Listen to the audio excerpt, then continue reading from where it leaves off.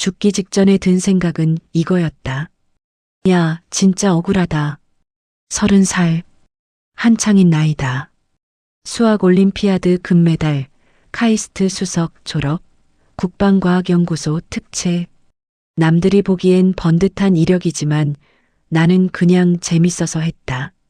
축구, 수영, 산악자전거, 격투기까지 뭐든 몸 쓰는 건 다 좋아했고 머리 쓰는 건 더 좋아했다. 그런 내가 오늘 밤 새로운 추진체 실험을 마지막으로 확인하고 있었다. 그리고 원인 모를 폭발, 섬광, 충격파 열기. 그 다음은 아무것도 없었다. 아프지는 않았다. 오히려 이상하리만치 고요했다. 마치 소리를 완전히 지운 것처럼. 그 고요함 속에서 나는 생각했다. 이게 죽음인가? 이게 끝인가? 그런데 빛이 보였다.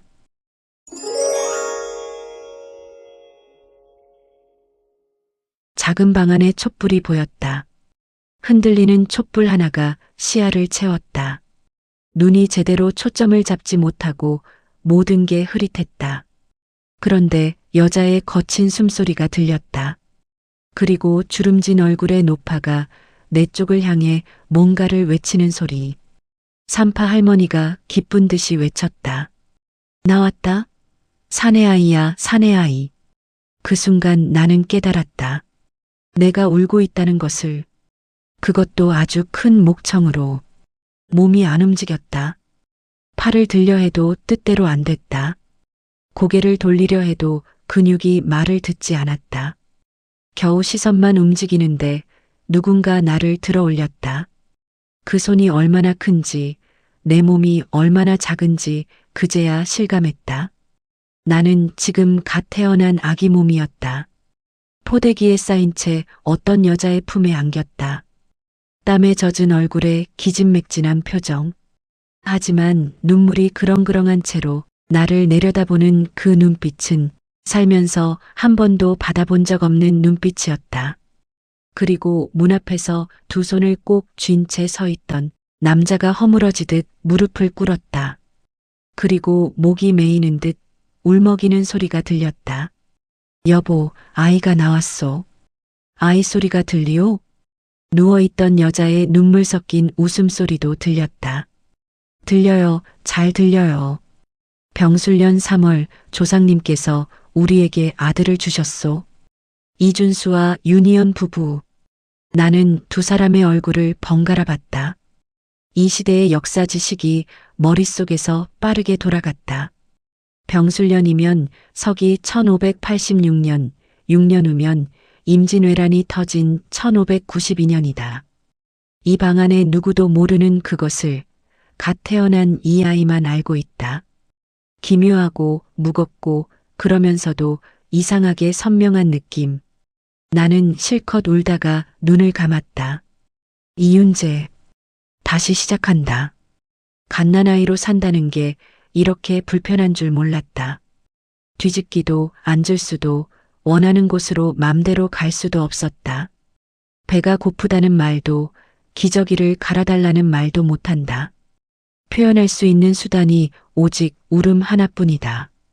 30년을 살았던 정신이 이 몸 안에 갇혀서 처음 며칠간은 솔직히 공황 상태에 가까웠다. 하지만 나는 이윤재다. 문제를 직면하면 분석하고 대응책을 찾는 게 몸에 밴 사람이다. 일단 상황 파악이 먼저였다. 나는 조선 선조 19년 전라도 광양현에 태어났다. 아버지 이준수는 무반 양반이다. 집안은 가난하지 않지만 대단히 부유하지도 않다. 어머니 윤희연은 나를 바라보는 눈빛만으로도 이 사람이 어떤 사람인지 대략 알 수 있었다. 마음이 따뜻하고 현명한 사람이다. 그리고 6년 후에 이 나라를 뒤흔들 전쟁이 시작된다는 것을 나는 알고 있다. 전략적 목표는 살아남아서 사람들을 살리고 가능하다면 이 나라의 운명을 조금이라도 바꾸는 것이다. 그러나 당장은 말을 하는 게 급선무였다. 머릿속에 있는 모든 언어가 입 밖으로 나오질 않았다. 언어 습득 자체는 어렵지 않았다. 이미 개념을 알고 있으니 입 밖으로 나오기만 하면 되는 것이었다. 문제는 속도였는데 너무 빨리 말을 잘하면 이상할 것이다. 생후 6개월 된 아이가 대화를 한다면 사람들이 어떻게 반응할지는 뻔하다. 그래서 귀로 듣고 눈으로 담고 머릿속에 쌓아두며 속도를 조절했다. 그리고 첫 단어를 꺼낸 건 10개월 된 무렵이었다. 아버지가 퇴근 후 나를 안고 마당을 거닐던 초저녁이었다. 서쪽 하늘이 붉게 물들고 있었다. 윤재야, 저게 뭔지 아느냐? 내 이름을 듣는 순간 깜짝 놀랐지만 태어난 척 가만히 있었다. 400년 후 쓰였던 내 이름이 400년 전 남자 입에서 나온 것이었다. 나는 손가락을 들어 마당한 나무를 가리키며 말했다. 나무. 그럼 저건 무엇이냐? 하늘. 아버지의 발걸음이 멈췄다. 나를 들어 올려 눈높이를 맞추더니 한참 동안 아무 말도 하지 않았다. 지금 내가 말을 한 거냐? 그날 이후 집안이 뒤집히고 어머니 윤희연은 대여섯 번을 다시 물어봤다. 근처 어르신들이 소문을 확인하러 왔고 나는 최대한 평범한 척해야 했다. 신기한 아이이되 무서운 아이는 아니어야 했다. 그런데 어머니가 어느 날 밤 아버지에게 속삭이는 소리를 들었다. 저는요, 이 아이가 무서운 게 아니라 이 아이한테 제가 부족한 게 무섭습니다. 어머니의 그 말이 오래도록 가슴에 남았다. 당신은 전혀 부족하지 않습니다. 오히려 나는 이 몸으로 어머니 품에 안길 수 있다는 게 생각보다 훨씬 다행이라고 느끼고 있습니다. 3살이 되자 나는 아버지의 서가를 뒤지기 시작했다. 병서, 지리지, 역사서 등 손이 닿는 책은 다 꺼내 펼쳤다. 아버지는 처음에 그냥 장난인 줄 알았다. 그런데 내가 책을 거꾸로 들지 않는다는 것을, 페이지를 순서대로 넘긴다는 것을 알고는 가만히 지켜보기 시작했다. 그날 아버지는 결국 내 앞에 앉아서 책 한쪽을 가리켰다. 이 글자가 뭔지 아느냐? 나는 최대한 천연덕스럽게 답을 했다. 광양이요. 긴 침묵이 흐르는 동안 아버지는 나를 한참 바라봤다. 그 눈빛에 섞인 게 뭔지 나는 알 것 같았다. 경이로움, 두려움, 그리고 어떻게 해야 할지 모르는 막막함. 누가 가르쳐 줬느냐? 아버지가 말씀하실 때 들었어요. 그날 밤 부모님이 나눈 대화는 짧았다. 여보, 우리 아이가 보통 아이는 아닌 것 같소? 저도 알고 있어요. 어떻게 해야 할까요? 일단 잘 키워야지. 이 아이가 뭘 하려는지는 아이가 크면 스스로 말할 것이요. 아버지, 당신은 모르겠지만 나는 이미 알고 있습니다. 내가 뭘 하려는지. 4살쯤 된 가을, 광양연에 새 현감이 부임했다. 유경민이라는 사람으로 나이 35이었다. 문반 출신이지만 몸 쓰는 것도 게을리하지 않는 인물이라는 소문이 먼저 들어왔다. 아버지는 인사차 나를 데리고 관아를 찾았다. 관아 마당에서 유경민의 딸들을 만났다. 2딸 중 5살인 서연이 동그란 눈으로 나를 빤히 쳐다보았다. 너 몇 살이야? 4살이요. 그래, 난 5살인데. 1살 차이인데 뭐라고 불러야 할지 잠시 생각했다. 누님이라 불러드릴까요? 서연이가 빵 터졌다. 야, 너 진짜 웃기다. 처음으로 동시대 아이와 대화하는 게 어색했다. 아이처럼 구는 게 이렇게 어려운 줄 몰랐다. 한편 정자에서는 아버지와 유경민이 마주 앉아 있었다. 나는 서연이 옆에 앉아 바람을 맞으며 그쪽 대화에 귀를 기울였다. 아드님 이야기는 들었소. 눈빛이 예사롭지 않구려. 아직 어린아이인데 부끄럽습니다. 4살짜리가 존댓말을 쓰다니 기특하기도 하지. 유경민, 나는 이 사람을 잘 알아야 한다. 그가 어떤 사람인지, 어떻게 설득할 수 있는지, 그리고 그를 통해 무엇을 할 수 있는지.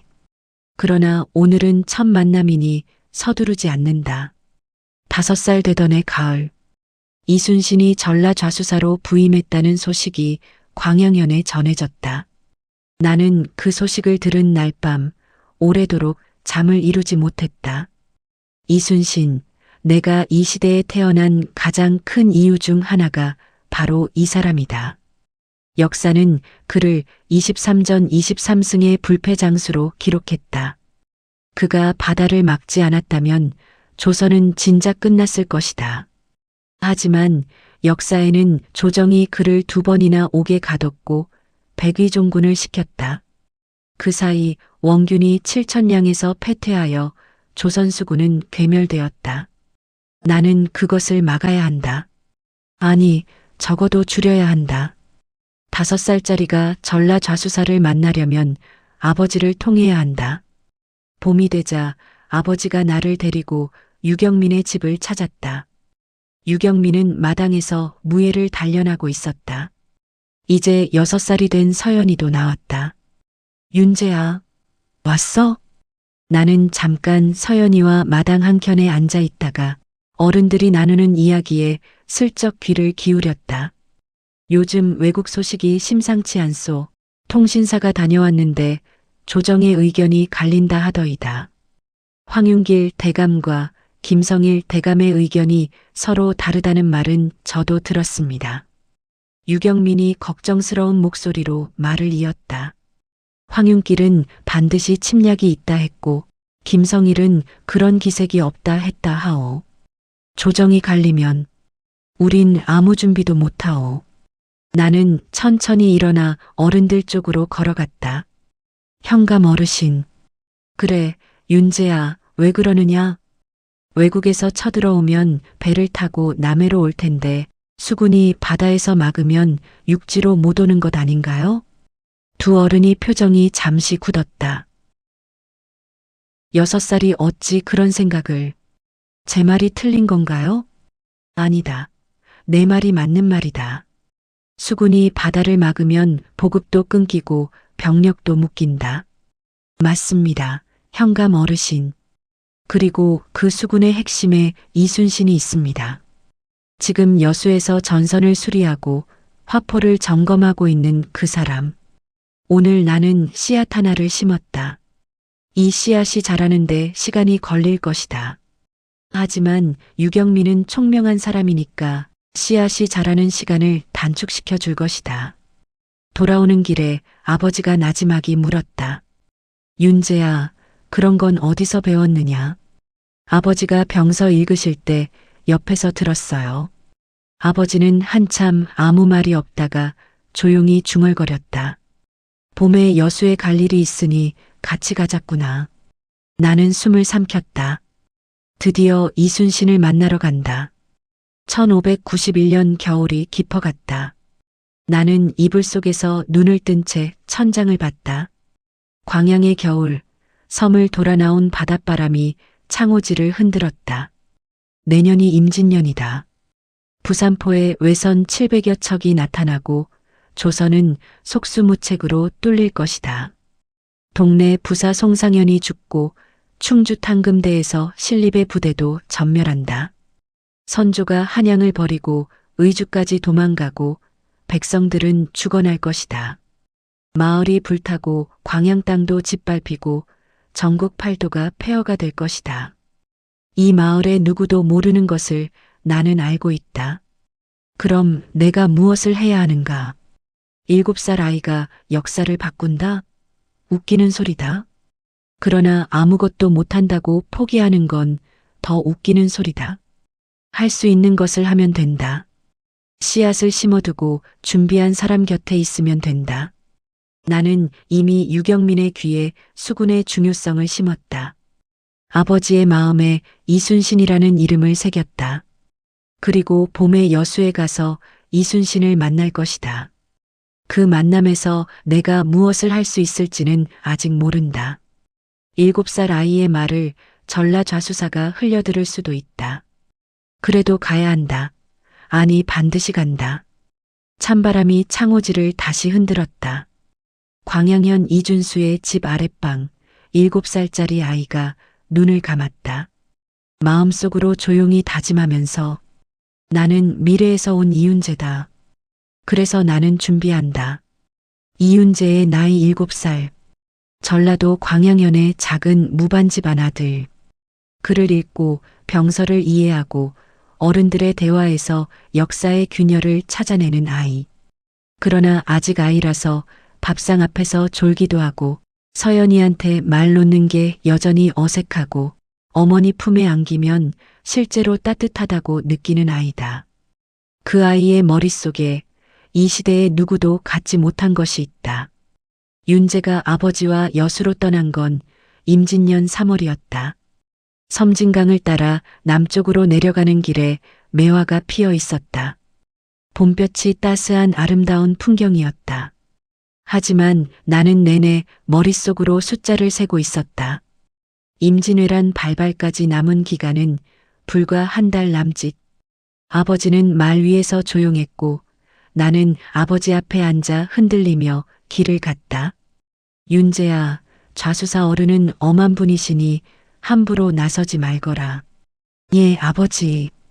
이순신은 호락호락한 사람이 아니라는 건 알고 있었다. 원칙이 강하고 말보다 행동을 앞세우는 사람이 아이의 말을 섣불리 들어줄 사람이 아니다. 그렇다면 나는 어떻게 해야 하는가? 말을 많이 하지 않고 딱 한 가지만 말한다. 그분이 이미 생각하고 있는 것을 내가 먼저 꺼낸다면 그는 나를 다시 볼 것이다. 나는 이순신이 지금 무엇을 준비하고 있는지 안다. 전라좌수영에 들어서자 분위기가 달랐다. 다른 관아와 달리 어수선함이 없었다. 병사들이 움직이는데 군더더기가 없었고 전선수리 소리와 쇠 두드리는 소리가 쉬지 않고 들렸다. 진영 밖 바닷가에서 화포 시험 소리가 났다. 거대한 화포 소리의 울림이 뱃속까지 들어왔다. 나는 이 사람이 진짜 준비하고 있구나 하고 생각했다. 대기하는 동안 아버지는 무관들과 인사를 나눴다. 나는 마당 한편에 서서 진영을 살폈다. 웅장한 거북선을 본 순간 심장이 빨라졌다. 역사책에서 글자로만 보던 것이 눈앞에 있었다. 판옥선 위에 덮개를 씌우고 철못을 박은 배. 저 배가 한산도 앞바다에서 일본 수군을 격파할 것이다. 그리고 잠시 후 그가 나왔다. 이순신은 키가 컸다. 당시 기준으로도 7살인 내 눈높이 기준으로도 압도적으로 컸다. 넓은 어깨, 단단한 눈빛, 그리고 걸음걸이 하나에서 나오는 무게감. 소문과 역사책의 묘사, 그 이상이었다. 이준수 공이시오? 먼 길 오셨소. 예, 좌수사 어른. 광양현 무관 이준수이옵니다. 이렇게 뵙게 되어 영광입니다. 이순신이 윤재를 내려다보았다. 아이를 데려왔구려. 예, 아이가 따라오겠다 하여. 이순신의 시선이 내게 머물렀다. 그 눈이 단순히 아이를 보는 눈이 아니고 뭔가를 읽으려는 눈이었다. 나도 시선을 살짝 올려 그의 눈을 봤다. 이름이 무엇이냐? 이윤재이옵니다. 몇 살이냐? 7살이옵니다. 이순신이 잠깐 아버지를 봤다가 다시 나를 봤다. 들어오면서 뭐가 보이더냐? 이 질문은 아이를 달래는 말이 아니고 시험이었다.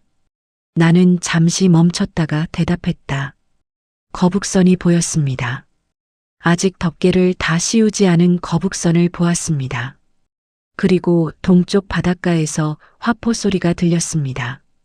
아버지의 얼굴은 굳었지만 이순신은 표정이 변하지 않았다. 하지만 아주 미세하게 눈빛이 달라졌다. 어디서 거북선 이야기를 들었느냐? 들은 것이 아니라 마당에서 보았습니다. 이순신이 천천히 몸을 낮춰 내 눈높이에 맞췄다. 내 눈에 그 배가 어떻게 보이더냐? 나는 숨을 한번 고르고 조심스럽지만 분명하게 말했다. 덮개에 철을 씌우면 불화살을 막을 수 있을 것 같습니다. 그리고 노를 안에서 저으면 병사들이 화살에 맞지 않고요. 왜군은 배 위에서 싸우는 것을 좋아한다 들었는데 올라오지 못하게 하면 그들의 전법이 통하지 않을 것 같습니다. 아버지가 옆에서 숨을 멈춘 것이 느껴졌다. 이순신은 오래도록 나를 보다가 천천히 일어섰다. 그리고 시선을 아버지에게로 돌렸다. 이준수 공, 이 아이. 보통 아이가 아니오. 황송합니다, 수사어른. 황송할 것 없소. 좋은 나무는 일찍 알아봐야 하오. 이순신이 나를 다시 봤다. 윤재야, 앞으로 일이 생기면 내 아버지를 통해 연락을 취하겠다. 그때 다시 보자. 그것으로 첫 만남은 짧게 끝났지만 그것으로 충분했다. 이순신은 이제 나를 기억할 것이다. 임진년 4월 13일. 부산포에 외선이 나타났다는 소식이 광양현까지 닿은 건 사흘 뒤였다. 나는 그 소식을 들으며 아무 말도 하지 않았다. 아버지는 창백한 얼굴로 마당에 서 있었고 어머니는 두 손을 모아 쥐었다. 나는 외적이 언제 올지 이미 알고 있었다. 그런데도 막상 닥치니 가슴이 내려앉았다. 이제부터 진짜다. 소식은 연일 들어왔다. 동네가 무너졌고 충주 탕금대에서 신립이 패했다. 선조가 한양을 버리고 북으로 피란했고 백성들이 궁궐에 불을 질렀다. 역사책에서 읽은 것이 하나하나 현실이 됐다. 글자였던 것들이 사람들의 울음소리가 됐다. 윤재야, 어머니를 모시고 뒷산 외가 쪽으로 피해 있어라. 나는 좌수사 어른께 가봐야겠다. 아버지, 저도 같이 가겠습니다. 안 된다. 넌 아직 7살이야.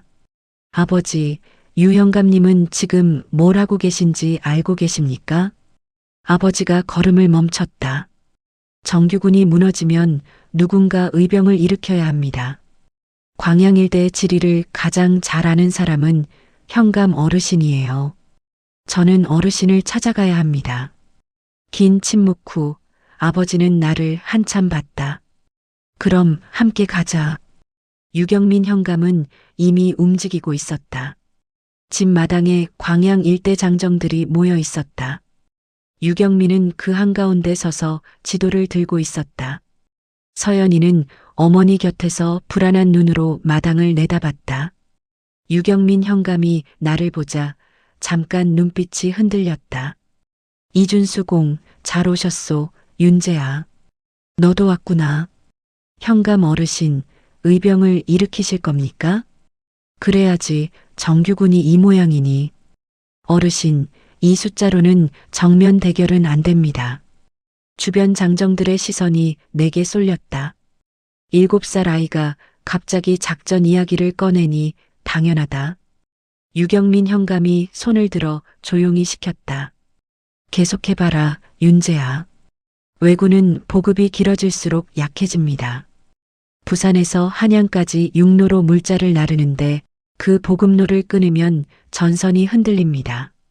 정면으로 싸우지 말고 산속에 숨었다가 치고 빠지는 방식으로 백운산 지형이라면 할 수 있습니다. 유경민이 오랫동안 지도를 내려다봤다. 치고 빠지는 작전으로 보급로를 차단한다? 예. 그리고 좌수사 어른의 수군과 연결되면 바다에서도 막고 육지에서도 물자를 끊을 수 있습니다. 유경민 현감이 아버지와 나를 봤다. 이준수 공, 이 아이를 어찌 키우신 거요? 저도 잘 모르겠습니다. 그날 저녁 유경민의 의병대 전술 방향이 결정됐다. 백운산 일대를 거점으로 야간 기습과 매복, 보급로와 전령 경로를 우선 표적으로 소규모 타격 후 즉시 철수. 7살 아이가 낸 아이디어였지만 그 아이디어를 움직이게 한 건 유경민 현감의 결단이었다. 전쟁은 생각보다 훨씬 냄새가 났다. 불냄새와 피냄새, 그리고 두려움에 젖은 사람들의 냄새. 유경민의 의병대는 백운산 깊숙이 거점을 잡았다. 나는 어려서 직접 전투에 나설 수 없었다. 하지만 유경민은 나를 옆에 뒀다. 전령을 통해 들어오는 정보를 내가 분석하는 게 쓸모가 있었기 때문이다. 임진왜란 당시 왜군의 전술적 특성을 역사책에서 읽은 것들의 기억을 더듬었다. 조총의 사거리, 편대 구성, 야간 전투에서의 약점. 그것들을 아는 대로 구체적으로 유경민에게 말했다. 왜군의 조총은 야간에 취약합니다. 심지에 불을 붙여야 쏠 수 있는데 밤에는 불빛이 위치를 드러냅니다. 어둠 속에서는 우리의 화살이 유리합니다. 야간 기습은 아군도 혼란스럽지 않겠느냐. 그래서 10명 이하 소규모로 움직여야 합니다. 목표만 치고 바로 빠지는 거예요. 적의 보급술에 한두 대만 불태워도 전선에 영향이 갑니다. 유경민은 그 방식을 실행하여 성공했다. 왜군의 보급 경로를 막은 작은 승리였지만 의병들의 눈빛이 달라졌다. 그날 밤 유경민 현감이 내 곁에 앉았다.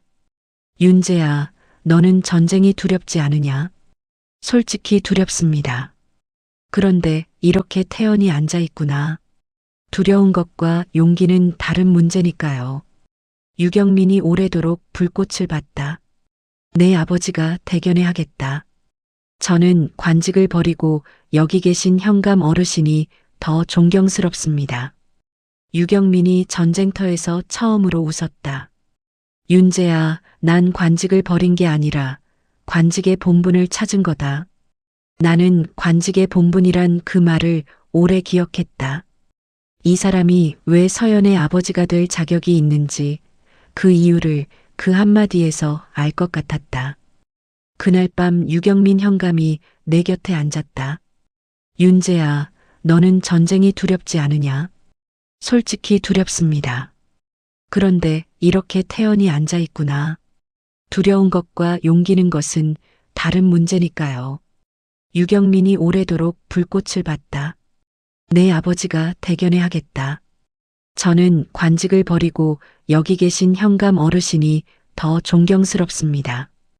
유경민이 전쟁터에서 처음으로 웃었다. 윤재야, 난 관직을 버린 게 아니라 관직의 본분을 찾은 거다. 나는 관직의 본분이란 그 말을 오래 기억했다. 이 사람이 왜 서연의 아버지가 될 자격이 있는지 그 이유를 그 한마디에서 알 것 같았다.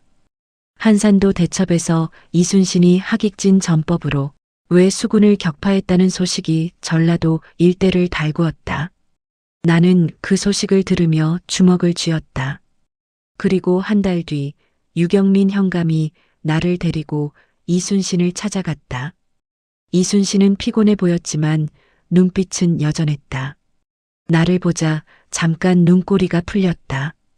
윤재야, 많이 컸구나. 넉 달 만입니다. 좌수사 어른. 넉 달 만에 전쟁을 한번 겪었으니 1년은 큰 셈이지. 유경민이 이순신에게 의병대의 활동을 보고했다. 백운산을 거점으로 왜군의 보급로를 차단하고 야간 기습의 성과들을. 이순신은 조용히 듣다가 물었다. 그 전술을 누가 계획했소? 유경민의 시선이 윤재를 가리켰다. 솔직히 말씀드리면 이 아이가 방향을 잡아줬습니다. 이순신의 시선이 내게 왔다. 윤재야, 보급로를 왜 먼저 쳤느냐? 전쟁은 물자 싸움입니다. 아무리 강한 군대도 군량이 없으면 못 싸웁니다. 그리고 보급로를 끊으면 전선이 늘어나 분산됩니다. 분산된 적은 각계격파가 가능합니다. 그 이치를 어디서 배웠느냐? 아버지가 병서를 읽는 걸 옆에서 들었습니다. 이순신이 한참 나를 바라보다가 옆에 참모에게 말했다. 이 아이 이름을 기록해 두어라. 나는 속으로 숨을 내쉬었다. 이순신이 나를 기억하는 것만으로 지금은 충분하다. 군영으로 돌아가기 전 이순신이 나를 따로 불렀다. 인적이 없는 바닷가를 석양이 붉게 물들이고 있었다. 윤재야, 솔직하게 묻겠다. 너는 이 전쟁이 어떻게 끝날 것 같으냐? 역사적 사실을 알고 있지만 그것을 그대로 말할 수는 없었다. 좌수사 어른이 바다를 지키는 한 전라도는 안전합니다. 전라도가 살아있으면 조선이 살아있습니다. 그러니 좌수사 어른께서 꼭 살아계셔야 합니다. 이순신의 눈빛이 미세하게 흔들렸다가 다시 단단해졌다. 살아있어야지. 그게 전부였지만 나는 그 말에서 뭔가를 들었다. 이 사람은 자신의 죽음이 아니라 자신이 쓰러졌을 때 뒤에 남겨질 것들이 두려운 것이었다. 나는 아무 말도 하지 않고 그냥 옆에 서 있었다. 그것으로 충분했다. 윤재가 어느덧 8살이 됐다. 전쟁이 2년 차에 접어들면서 초반의 혼란은 가라앉고 전선이 굳어지기 시작했다. 명나라 원군이 들어왔고 왜군은 한양에서 후퇴하기 시작했다. 그리고 2월에는 행주대첩 소식이 들어왔다. 권율 장군이 행주산성에서 10배가 넘는 왜군을 막아냈다는 승전보. 아버지 이준수가 그 소식을 전했다. 권율 장군이 행주에서 대승을 거뒀다. 조선 백성들의 사기가 하늘을 찌른다. 아버지, 권율 장군은 지금 어디 계십니까? 도원 수직을 맡아서 전라도 쪽으로 내려오신다는 말이 있다. 나는 그 말을 듣고 조용히 생각에 잠겼다. 권율과 이순신. 이 두 사람이 연결되면 육지와 바다에서 동시에 왜군을 압박할 수 있다. 역사적으로 두 사람은 협력했다. 하지만 그 협력이 더 깊어질 수 있다면 유경민 현감을 통해 권율을 만날 기회가 생겼다. 의병대의 활동이 알려지면서 권율 측에서 먼저 연락을 취해온 것이었다. 권율은 이순신과는 다른 인상이었다. 이순신이 물처럼 깊다면 권율은 산처럼 무거웠다. 육중하고 신중하고 한번 결정하면 번복하지 않는 타입이었다. 유현감, 광양 의병대 이야기는 들었소. 보급로 차단이 꽤 효과를 봤다 하더이다. 과찬이십니다. 사실 전술의 대부분이 이 아이에게서 나왔습니다. 권율의 시선이 내게 왔다. 이순신이 눈으로 읽는 사람이라면 권율은 무게로 누르는 사람이었다. 내 이름이 무엇이냐? 이윤재라 합니다. 광양현 이준수의 아들입니다. 몇 살이냐? 8살이옵니다. 8살이 전술을 짜? 장군님, 한 가지 여쭤봐도 되겠습니까? 해봐라. 지금 왜군이 후퇴하고 있습니다만 강화 협상이 길어지면 다시 올 것입니다. 그 사이에 성벽을 고치고 화포를 늘리고 수군과 육군의 연락 체계를 만들어두면 다음 침략 때는 지금보다 훨씬 잘 막을 수 있습니다. 권율이 눈을 가늘게 떴다. 다시 온다고 확신하느냐? 예, 반드시 옵니다. 정유재란이 5년 뒤에 온다는 것을 나는 알고 있다. 아직 5년이 남았지만 그 5년을 어떻게 쓰느냐가 전혀 다른 결과를 만든다. 권율이 오래 침묵하다가 고개를 끄덕였다. 유경민 현감, 이 아이를 잘 데리고 다니시오. 전선이 교착되고 강화 협상이 시작되면서 당장의 전투는 잠시 멈췄다. 오랜만에 광양현에 돌아와 관아에 들렀을 때 서연이가 마당에 있었다. 전쟁을 겪은 9살 아이의 눈빛은 다르다. 윤재야. 응, 잘 있었어? 너 괜찮아? 응, 괜찮아. 너는? 나도 그냥. 윤재 내가 어디서 뭐 하는지 궁금했어. 서연이가 잠깐 눈을 아래쪽을 보다가 다시 올려봤다. 아버지가 내 이야기 많이 하셔. 윤재 덕분에 방향을 잡았다고. 유경민 어르신이 결정하신 거야. 나는 그냥 말만 했어. 그 말이 중요한 거잖아. 서연이는 뭔가를 제대로 보는 눈이 있는 아이였다. 나는 뭔지 모를 뿌듯함에 처음으로 그냥 웃었다. 전쟁은 끝나지 않았으며 그렇다고 계속되지도 않았다. 명나라와 일본 사이에 강화 협상이 질질 끌렸다. 전선은 굳어 있었고 백성들은 지쳐 있었다. 전쟁보다 더 무서운 건 전쟁 후의 굶주림이라는 말이 실감났다. 논밭이 황폐해졌고 세금은 여전히 거쳤다.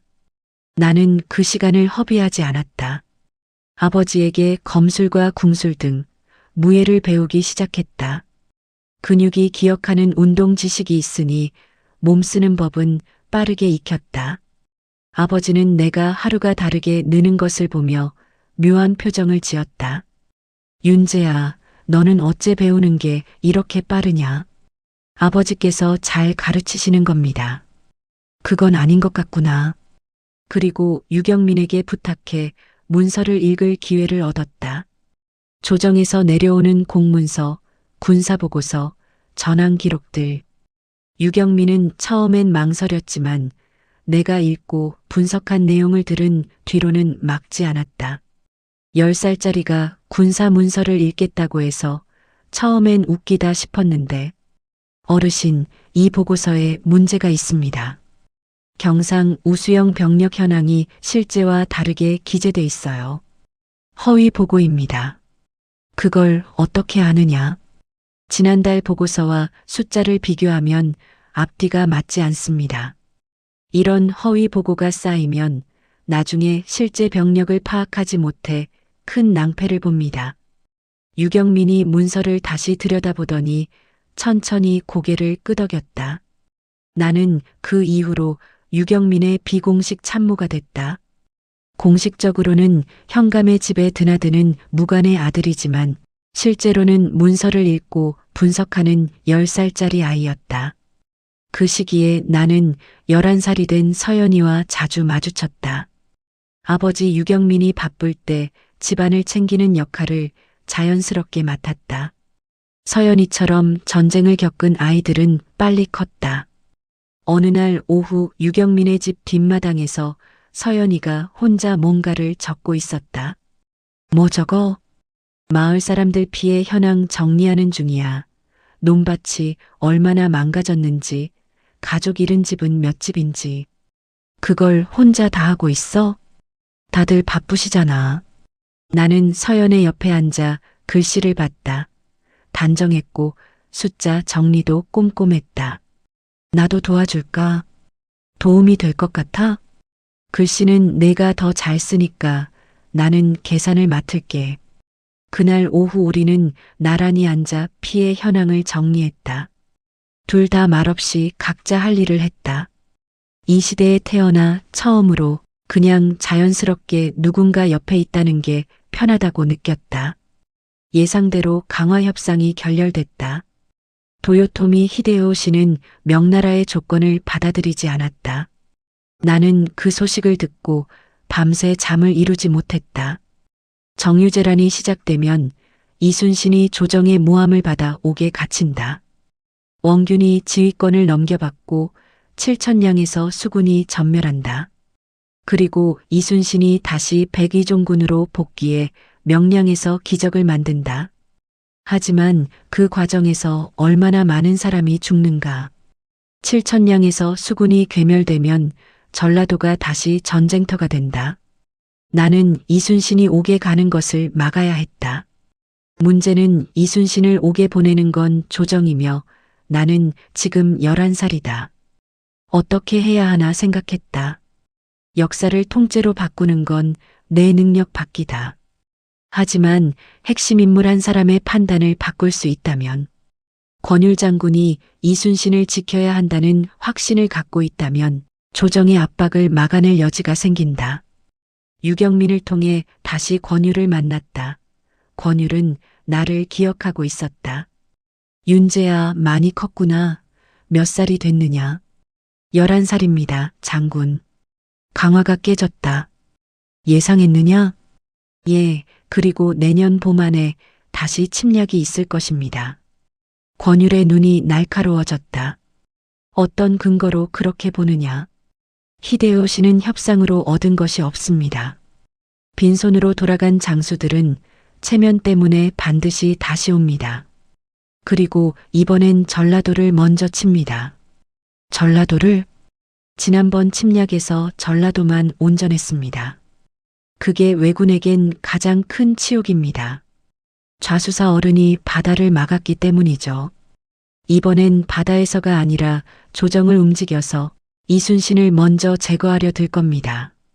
권율의 얼굴 표정이 굳었다. 장군님, 좌수사 어른이 흔들리면 안 됩니다. 무슨 일이 있어도 그분이 바다를 지켜야 합니다. 조정에서 어떤 압박이 오더라도 장군님이 막아주셔야 합니다. 긴 침묵 속에 권율이 오랫동안 나를 봤다. 11살 아이에게 이런 말을 듣는다는 것이 황당하게 느껴질 수도 있었다. 하지만 그는 황당하다는 표정이 아니었다. 내 말을 새기겠다. 그것으로 충분하지 않을 수도 있다는 걸 나는 알았다. 나머지는 역사가 어떻게 흘러가는지 지켜봐야 했다. 이순신이 한양으로 압송됐다는 소식이 들어왔다. 나는 그 소식을 들은 순간 아무 말도 하지 못했다. 역사책에서 읽은 그대로다. 이중간첩 요시라의 거짓 정보를 믿은 선조가 이순신에게 출전을 명했고 이순신이 무모한 출전을 거부하자 항명으로 몰아 잡아들인 것이다. 권율에게 말했지만 막지 못했다. 12살의 나는 처음으로 내가 할 수 있는 것의 한계를 느꼈다. 아버지는 조용하지만 단호하게 내게 말했다. 윤재야, 이건 조정의 일이니 내가 할 수 있는 게 없다. 알고 있어요, 아버지. 아버지의 말이 맞았다. 12살 아이가 임금의 결정을 막을 수는 없었다. 역사에서 이순신은 죽지 않고 고문을 받고도 살아나온다. 그리고 백의종군으로 권율의 휘하에 들어간다. 그리고 결국 명량에서 기적을 만든다. 역사가 흘러가는 걸 내 힘으로 막을 수는 없다. 하지만 이 흐름 자체가 끝이 아니라 다음이 있기에 나는 다음을 준비해야 한다. 그날 밤 유경민의 집에 갔다. 유경민은 마루에 앉아 어두운 얼굴로 먼 데를 보고 있었다. 내가 들어서자 서연이가 아무 말 없이 나를 봤다. 앉아라, 윤재야. 나는 유경민 앞에 앉았다. 내가 권율 장군께 이런 날이 올 수 있다고 말했다 들었다. 막지 못했습니다. 내 잘못이 아니다. 임금의 뜻을 누가 막겠느냐. 긴 한숨을 쉬던 우경민이 먼저 입을 열었다. 윤재야, 이제 어찌할 생각이냐. 좌수사 어른은 살아서 돌아오십니다. 그리고 반드시 다시 바다를 지키실 겁니다. 그때까지 우리가 버텨야 합니다. 버틴다는 게 무슨 뜻이냐? 이미 왜군이 다시 바다를 건너고 있습니다. 좌수사 어른이 안 계시는 동안 수군이 흔들릴 겁니다. 육지에서 우리가 전라도를 지켜야 합니다. 유경민이 나를 오래 봤다. 그래, 버티자. 서연이가 조용히 말했다. 윤재야, 너 괜찮아? 또 괜찮냐는 그 질문이었다. 괜찮아. 아직 끝난 게 아니니까. 서연이가 고개를 끄덕이며 더 묻지 않았다. 위로의 말을 늘어놓지 않고 그냥 옆에 있어주는 게 서연이다웠다. 윤재가 12살 때의 칠천량해전.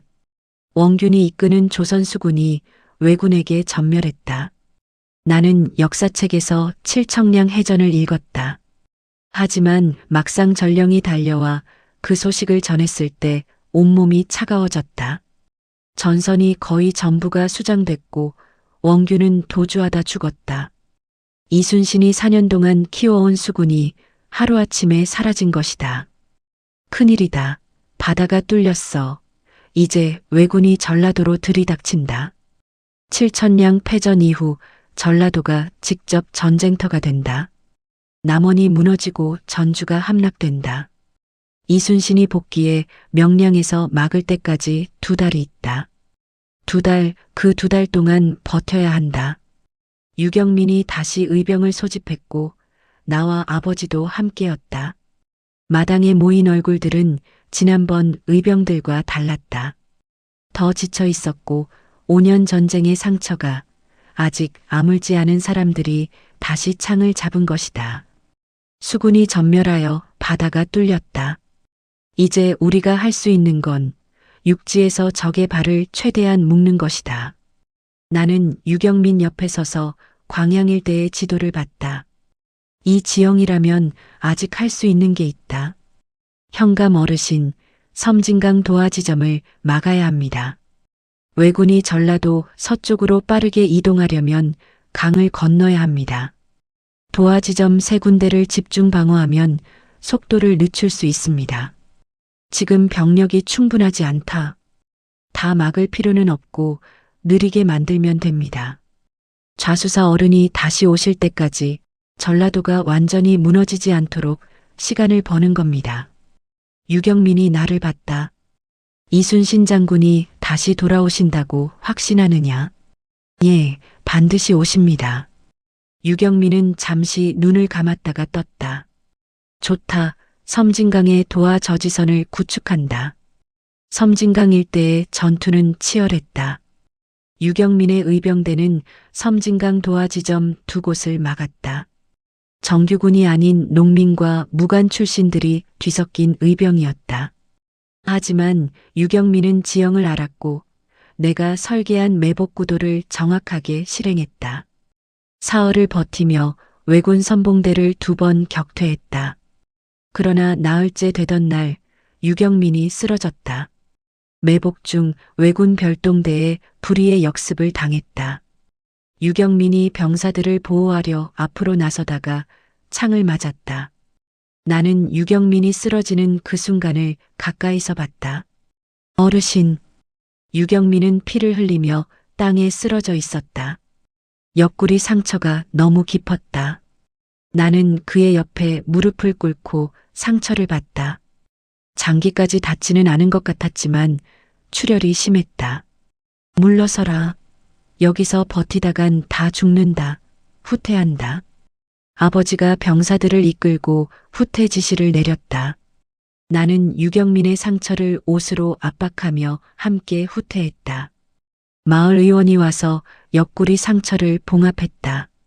서연이가 유경민의 손을 잡는 것을 나는 멀리서 봤다. 눈물을 참으며 아버지 얼굴을 들여다보는 13살 아이. 나는 그 장면을 오래 봤다.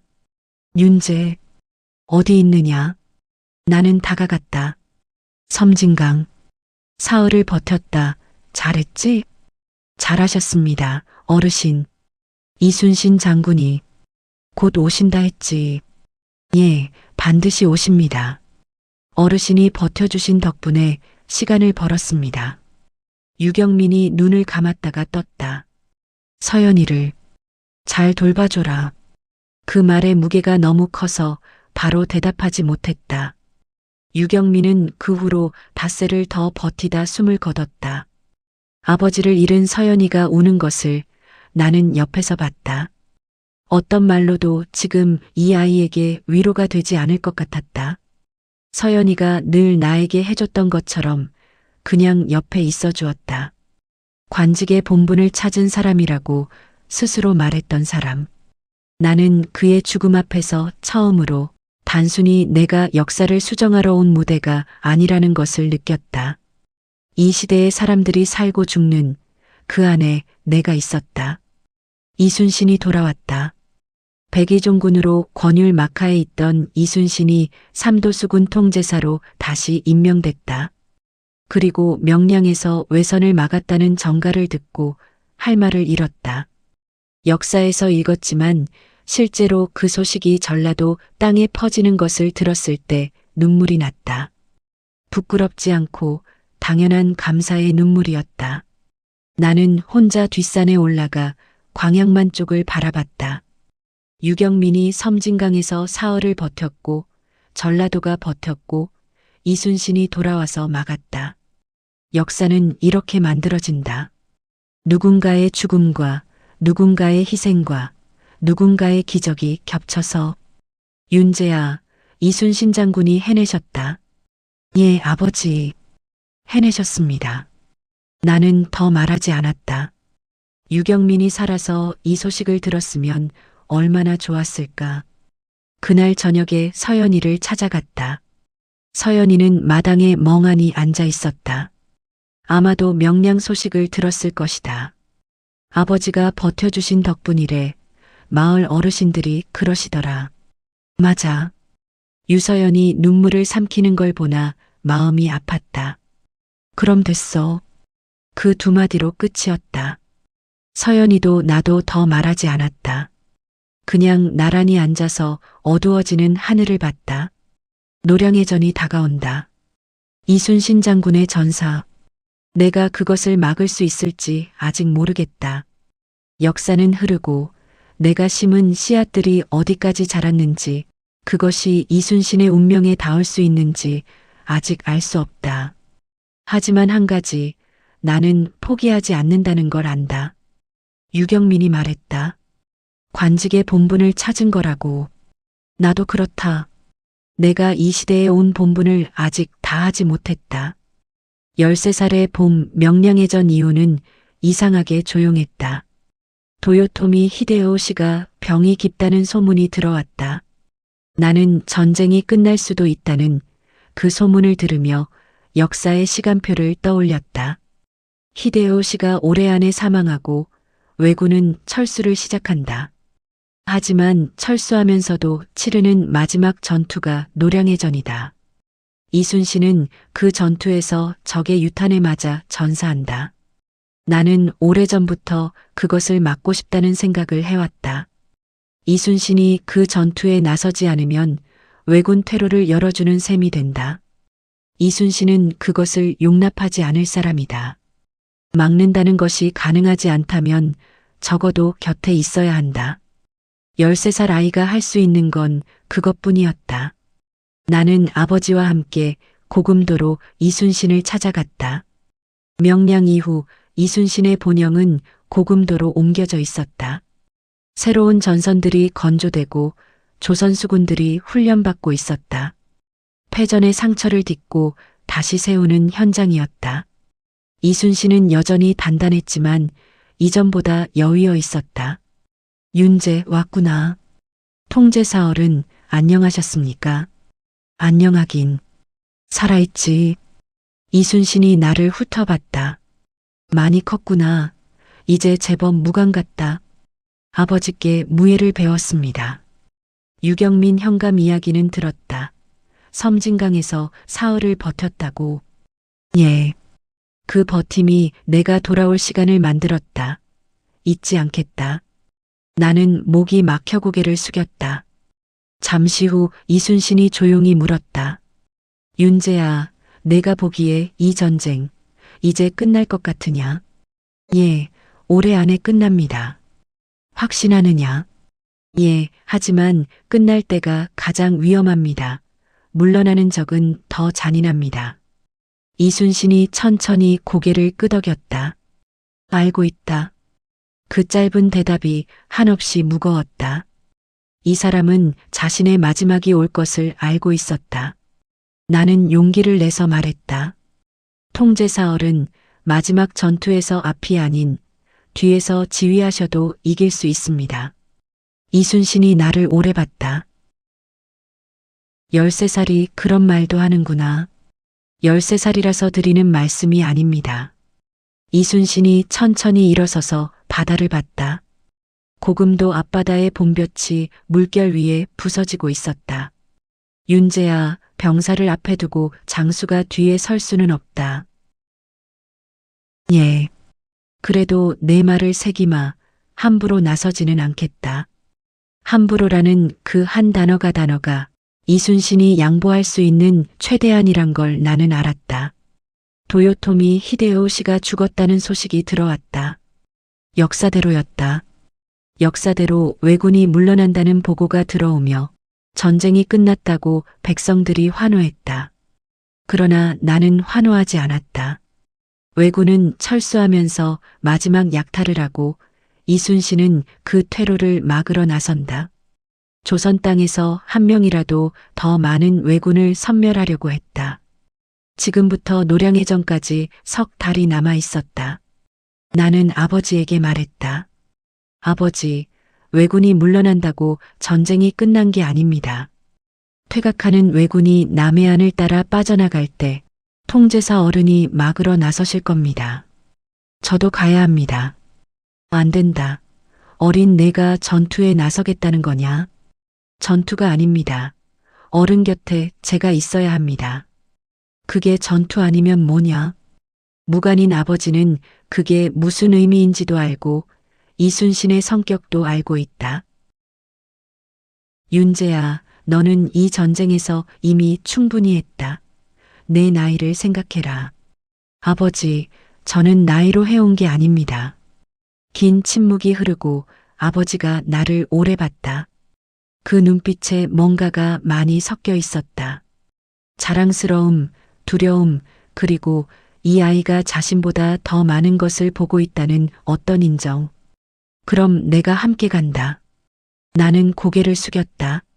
아버지, 고맙습니다. 노량으로 떠나기 전날 밤 서연이를 찾아갔다. 유경민이 떠난 뒤 서연이는 어머니와 함께 조용히 살고 있었다. 서연이는 전쟁통에 글을 배우지 못한 아이들을 가르치는 일을 시작했다. 내가 들어섰을 때 서연이는 마당에서 혼자 달을 보고 있었다. 마치 내가 올 줄 알았다는 듯 달을 보면서 물었다. 내일 떠나? 응. 이순신 장군 전투에? 응. 아버지는 떠나기 전날 밤에 나한테 아무 말도 안 했어. 살아서 와. 응. 꼭이라는 그 한 글자가 마당에 떨어졌다. 나는 그것을 주워 가슴에 넣었다. 그래, 서연아, 꼭 살아서 돌아올게. 11월의 노량해 옆 앞바다에는 이순신의 전선들이 어둠 속에 줄지어 있었다. 왜군 퇴각선들이 순천에서 빠져나오는 그 길목을 막고 있었다. 나는 이순신의 기암 옆 전선에 아버지와 함께 올라타 있었다. 새벽 2시쯤 전투가 시작됐다. 어둠 속에서 포성이 터지고 화염이 번쩍였다. 왜군의 전선들이 돌진하자 이순신의 함대에서 포성이 울렸다. 전투가 한창이던 새벽 4시쯤 이순신의 기암 쪽에서 승리의 함성이 아닌 다른 소리가 들렸다. 윤재아, 저기 기암이 이상하다. 나는 이미 갑판에 서 있는 이순신을 보고 있었다. 갑자기 어디선가 날아온 유탄 하나에 이순신이 쓰러졌다. 나는 그 순간 몸이 굳었다. 역사에서 읽어 알고 있었지만 그 순간만큼은 몸이 굳었다. 읽은 것과 직접 눈으로 보는 것은 전혀 다른 무게였다. 기암으로 가야 한다. 노를 저어라. 아버지가 소리치고 뱃사람들이 노를 저었지만 사방이 전투 중이었다. 기암 위에서 누군가 이순신을 안는 것이 보였다. 전투가 끝날 무렵에야 기암에 오를 수 있었다. 갑판 아래 선실에 누워있는 통제사는 왼쪽 가슴에 유탄을 맞아 이미 숨이 끊어진 뒤였다. 이순신의 얼굴은 갑옷으로 덮여 있었고 옆에 있던 부장들이 고개를 숙이고 있었다.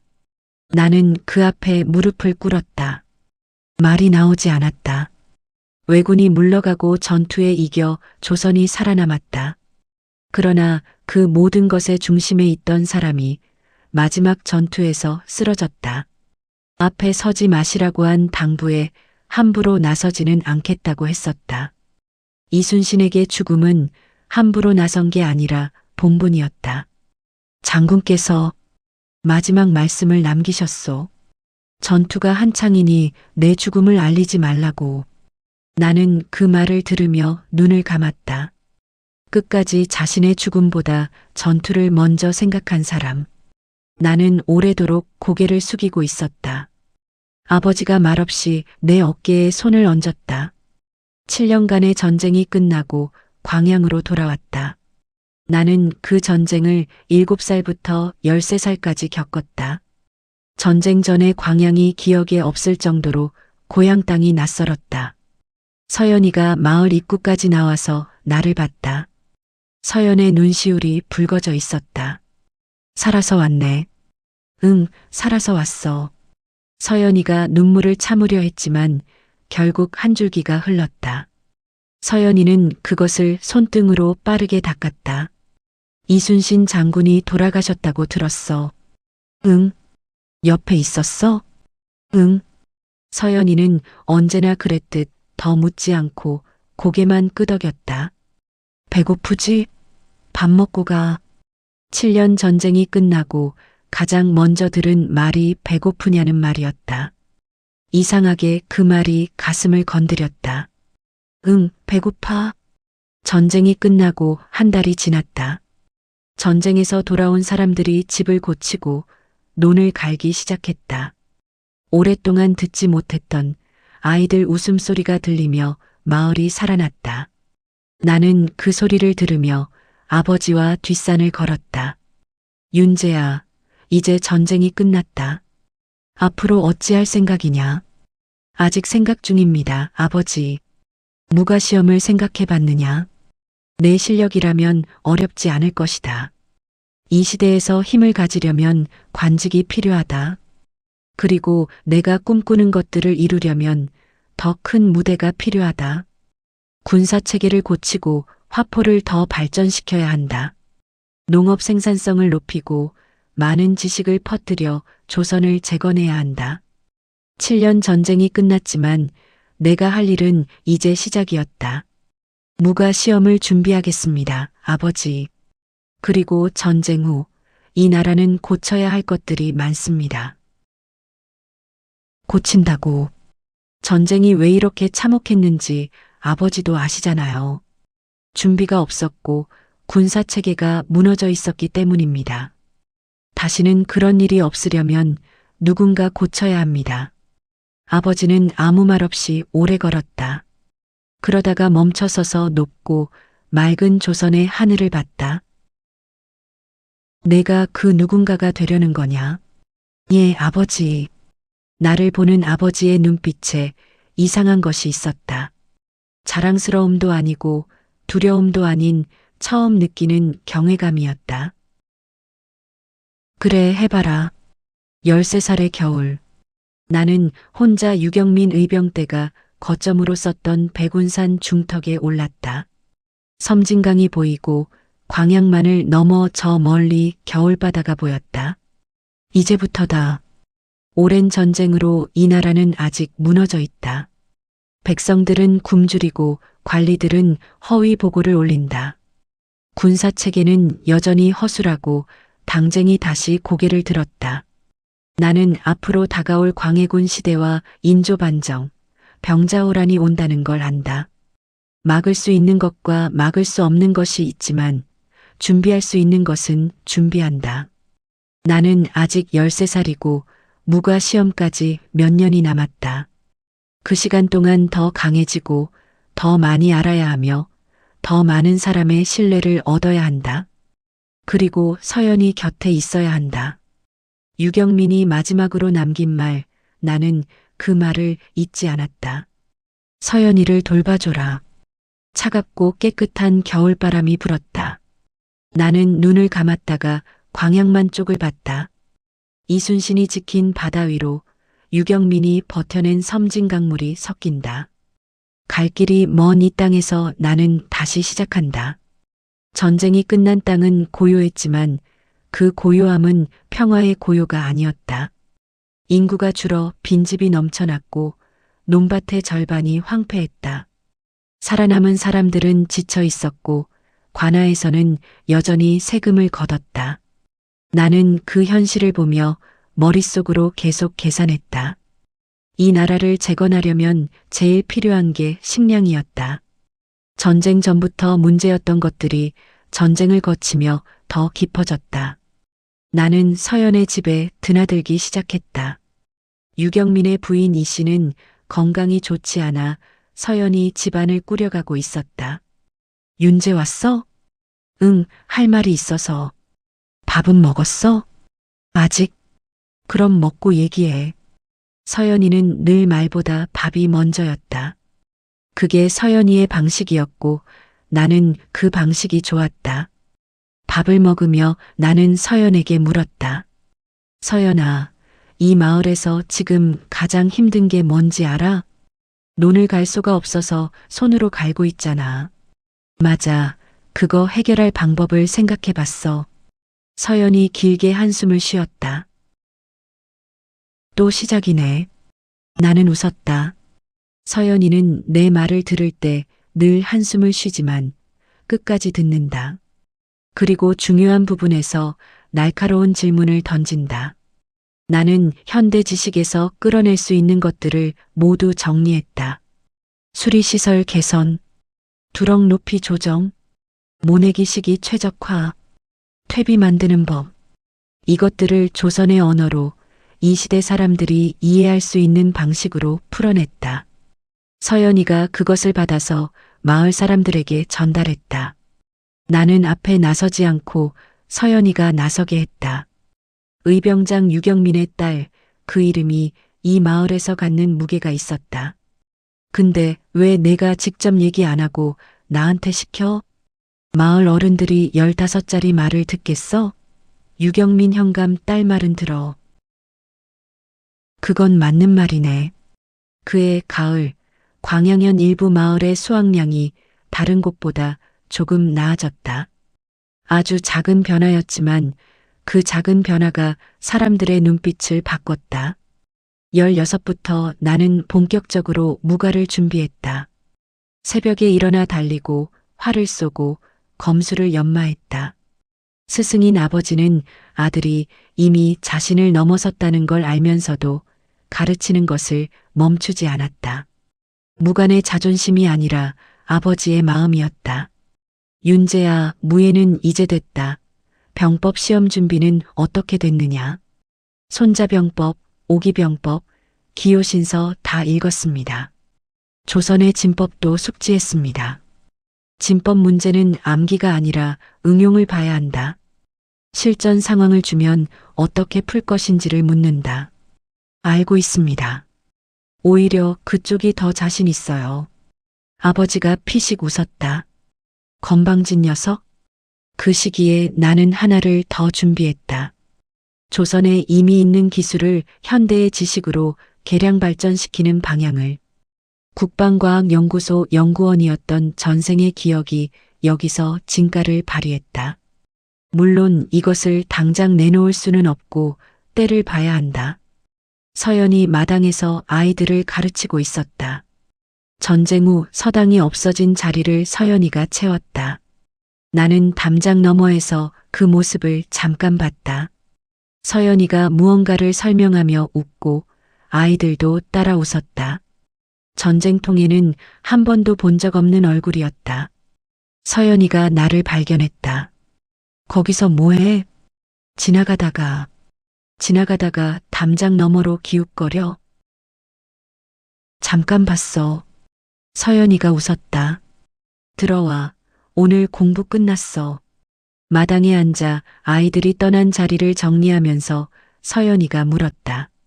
무가 시험 언제 볼 거야? 내년쯤 18배 보려고. 자신 있어? 응. 서연이가 나를 보며 웃었다. 넌 항상 그래. 안 된다는 말을 안 해. 안 된다고 생각해 본 적이 없어서 그게 자신감인지 무모한 건지 모르겠다. 지금까지 틀린 적 없잖아. 서연이가 잠깐 멈췄다가 웃었다. 그건 맞네. 마당 안 넓게 퍼지는 그 웃음을 오래 기억할 것 같다고 생각했다. 18살이 되어 무가 시험장에 들어섰다. 시험장은 넓었고 전국에서 올라온 응시자들이 가득했다. 나이 든 사람도 있었고 나처럼 젊은 사람도 있었다. 사흘간의 무예 시험에 어렵지 않게 급제했다. 장원은 아니었지만 상위권이었다. 광양으로 돌아오는 길이 묘했다. 무가 급제로 이제 나는 공식적으로 무관이 될 자격이 생겼다. 조선이라는 나라의 체계 안에 내 자리가 생긴 것이다. 이것은 시작이다. 마을 어귀에 아버지와 서연이 나와 있었다. 수고했다. 아버지 덕분입니다. 아버지가 눈물을 보이지 않으려고 고개를 돌렸다. 서연이가 앞으로 나왔다. 붙었네. 붙는다고 했잖아. 그래도 혹시 몰라서 걱정했잖아. 걱정해줬어? 당연하지. 당연하지란 그 말이 마음에 오래 남았다. 서연이에게 나는 걱정하는 게 당연한 사람이었다. 무가 급제 후 한양으로 올라갔다. 전쟁의 흔적으로 아직 완전히 복구되지 않은 곳도 있었고 경복궁은 아직 재건 중이었다. 나는 신임 무관들이 거치는 훈련원에 배속되었다. 선배 무관들 속에서 보고 들으면서 이 조직이 어떻게 돌아가는지를 파악했다. 그리고 빠르게 깨달은 건 군사 체계가 엉망이었다. 전쟁이 끝난 후 긴장이 풀리니 기강이 더 해이해졌다. 이윤재, 신참이 너무 눈에 불을 켜고 다니면 선배들이 불편해한다. 예, 명심하겠습니다. 먼저 신뢰를 쌓고 성과를 내고 때를 기다려야 한다. 나는 그동안 기다리는 법을 배웠다. 어느 날 훈련원에서 선임 무관이 손자병법을 강의했다. 강의가 끝나고 질문 시간에 나는 손을 들었다. 교관어른 강의하신 내용 중 지형을 적극 이용하라는 부분에 대해서 임진왜란 당시 전라도 광양에서 직접 적용해 본 사례를 말씀드려도 되겠습니까? 장내가 조용해졌다. 신참 무관이 선임 교관에게 직접 말씀드려도 되겠냐고 묻는 것은 흔한 일이 아니었다. 선임 무관이 눈을 가늘게 뜨며 말했다. 해봐라. 나는 백운산 유격 전술, 섬진강 도하 저지선, 야간 기습 운용을 설명했다. 교과서적인 병법이 아니라 실전에서 써본 것들이었다. 구체적이었고 수치가 있었고 실패 사례까지 포함했다. 강론장이 조용해지고 선임 무관이 한참 나를 봤다. 그 전술을 내가 짰다는 거냐? 기본 방향을 제안했습니다. 실행하신 분은 광양 의병장 유경민 현감 어른이십니다. 유경민 현감이면 섬진강에서 순절하신 분? 예. 그날 이후 훈련원에서 나를 보는 눈이 달라졌다. 훈련원에서 병서 강론 이후 몇몇 선임들이 나를 찾기 시작했다. 군사 문서 분석과 진법 자문을 물었고 나는 성실하게 답했다. 이윤재, 내 나이가 몇이냐? 20입니다. 20에 대단한데? 어디서 다 배웠느냐? 전쟁을 겪으며 배웠습니다. 그 임진왜란을 직접 겪은 세대에게 전쟁은 가장 강력한 선생이었다. 광양에서 아버지와 서연의 편지가 들어왔다. 서연이의 편지는 짧았다. 별일 없지? 밥은 먹고 다니지? 나는 그 한 줄을 읽으며 혼자 웃었다. 한양에서 혼자 사는 나에게 서연이는 밥을 챙기는 사람이었다. 나는 마찬가지로 짧게 답장을 썼다. 밥 잘 먹고 있어. 내 밥이 그립긴 하다. 한양으로 상경한 지 2년 만에 잠시 광양으로 내려왔다. 서연이가 집 앞에서 뭔가를 다듬고 있다가 나를 보더니 잠깐 멈췄다가 일어섰다. 왔어. 응, 왔어. 잠깐 서로를 봤다. 2년 만에 서연이가 달라져 있었다. 어떻게 달라진 건지 말로 설명하기 어려웠다. 키가 좀 더 자랐고 눈빛이 더 깊어졌고 그리고 뭔가 더 성숙해진 것 같았다. 많이 피곤해 보이는데. 그래. 눈밑이 어두워. 한양이 좀 바빴어. 밥은? 먹긴 먹었어. 제대로 먹었냐고. 나는 웃었다. 제대로는 못 먹었어. 들어와. 서연이가 따뜻한 국과 갓 지은 밥을 차려줬다. 소박했지만 오랫동안 먹어본 것 중 가장 맛있었다. 서연이는 내가 먹는 것을 보다가 눈이 마주치는 순간 피했다. 우리 사이에 뭔가 달라지고 있었다. 그냥 나란히 있는 게 편했던 두 사람이 뭔가 조금 더 의식하기 시작했다. 나는 그것이 뭔지 알지만 아직 아무 말도 하지 않았다. 모든 게 때가 있으니 서두르지 않는다. 그날 밤 아버지와 마당에 앉아 하늘을 봤다. 한양 생활이 어떠냐? 할 일이 많습니다. 하지만 아직 제가 할 수 있는 위치가 아니에요. 서두르지 말거라. 내가 서두른 적이 있느냐마는. 윤재야, 서연이 이야기는 어찌 생각하느냐? 나는 하늘을 보다가 시선을 잠시 멈췄다. 아버지, 아비 눈에도 보인다. 그 아이가 너를 어떻게 보는지 알고 있습니다. 내 마음은 저도 그 마음과 같습니다. 아버지는 더 묻지 않고 고개를 끄덕였다. 유경민 현감이 살아계셨다면 기뻐하셨을 거다. 나는 하늘을 봤다. 당신의 둘째 딸을 잘 봐주겠습니다. 마지막으로 부탁하셨던 거 잊지 않았습니다. 22. 한양훈련원에서 3년을 보냈다. 병서 강론에서 이름을 알린 뒤로 몇몇 고위 무관들이 나를 눈여겨보기 시작했다. 군사문서 분석, 진법 자문, 화포 운용 검토 등 맡겨지는 일이 늘었다. 그리고 그해 가을 선조의 병이 깊어졌다는 소식이 궁 밖으로 새어나왔다. 역사대로 선조가 죽고 광해군이 즉위한다. 나는 그 전환점을 앞두고 생각을 정리했다. 광해군 시대에 나는 어떻게 서야 하는가. 광해군은 명민한 군주로 임진왜란 때 분조를 이끌며 민심을 얻었다. 하지만 왕위 계승 과정이 순탄치 않아 결국 인조 반정으로 이어진다.